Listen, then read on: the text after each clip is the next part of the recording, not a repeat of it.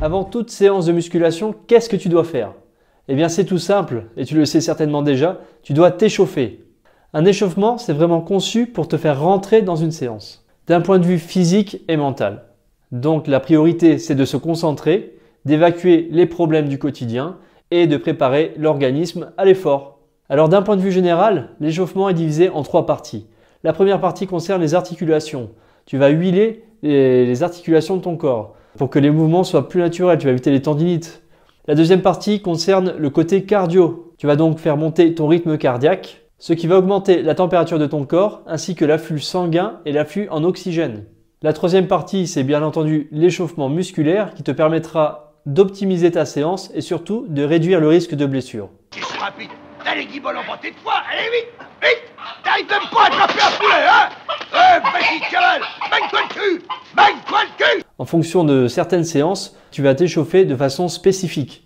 C'est-à-dire que tu vas concentrer ton effort sur les parties que tu vas travailler. Tu vas donc mobiliser un maximum de fibres musculaires pour effectuer une séance de qualité. Ton échauffement doit durer de 5 à 10 minutes. Il doit provoquer chez toi de la sudation légère, c'est-à-dire que tu vas transpirer, que tu vas avoir un rythme cardiaque accéléré par rapport à la normale et qu'au niveau tonicité, tu seras prêt à rentrer dans l'effort. Donc bien entendu, tu te mets dans une tenue adaptée, une tenue de sport. Tu te munis d'une bouteille d'eau, tu mets de côté ton téléphone portable, tu vas perdre en concentration si tu commences à envoyer des messages. Tu dois te créer un nouvel environnement pour détacher ce moment du reste de la journée. Tu vas rentrer dans une nouvelle dimension. Tu vas être en quelque sorte dans ta bulle, devenir imperturbable et plein de bonne volonté. Tu seras donc dans les meilleures conditions pour entamer la phase effort.